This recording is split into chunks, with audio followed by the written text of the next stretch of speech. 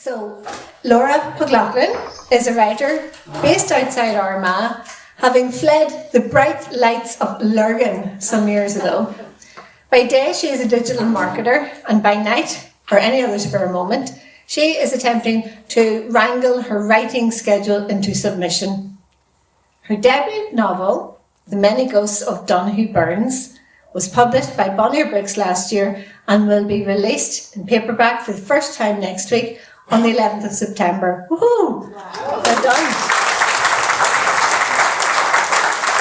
I have read it. It is really good, so watch out for it. Get a copy.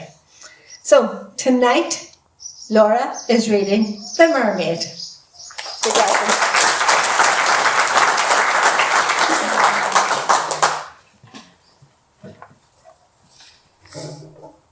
The Mermaid. She arrived on the shores of the Blackwater after a fearsome storm few others had seen in their lifetime. Old Man Hegarty, for one, had never seen such atrocious damage done to his tin-roof farmhouse, and might have sulked about the repair costs all week if he had not come across her glimmering length in the shallows. She was beautiful, incandescent, the colour of whitewater rapids with hair as green as duckweed. Her eyes shone like sunlight upon a lake, and before he knew what he was doing, Hegarty had waded thigh-deep into the river. "I've blown far from my home and need your help," the mermaid said. "Won't you release my tail from this debris?" Hegarty's attention shifted, and indeed it appeared the mermaid was only in this position because of the storm wreckage. Wire and fencing, bin bags and fishing line, which had tangled and trapped her tail. "Of course I'll help you," Hegarty replied, "but might I touch you first?" The mermaid's expression creased with the sort of pity only an immortal being might have for a creature of such short years. She reached out a hand, and he was surprised to find she was cool to the touch, softer than expected, a true mythological impossibility right here at his riverside. My, he thought, what people would do to meet a real, live mermaid like this. What they would pay.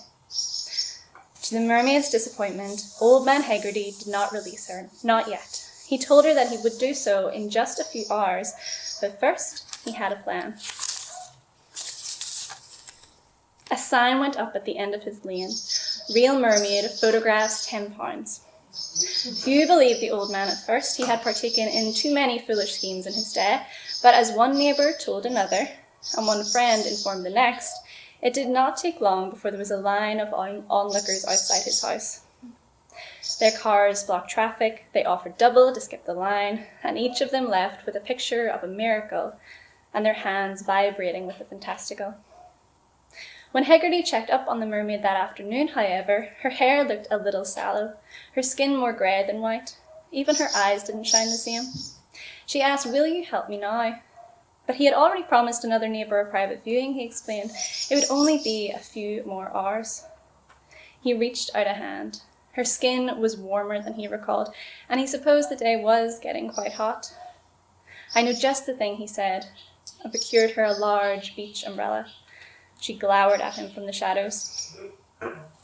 That evening, he knew he had to break his promise to the mermaid again. There were simply too many people who wanted to meet her, and they had already paid him good money. He couldn't refund it now. She needed to stay just one day longer.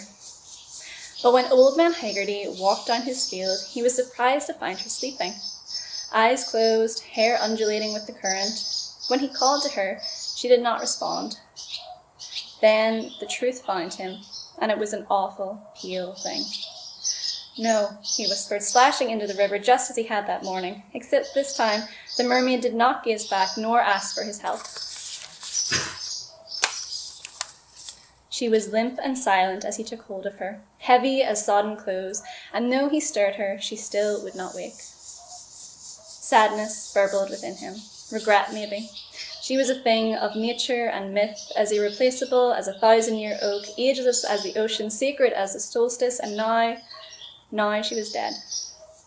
He brushed the hair from her eyes, ran a thumb along her lovely cheek. And as he did so, he found himself wondering, with a slow, terrible calculation, what someone would give to see a real, dead mermaid like this. what they would pay. The next morning, a new sign went up at the end of his lane. Real mermaid bones. Photographs £10. Thank you very much.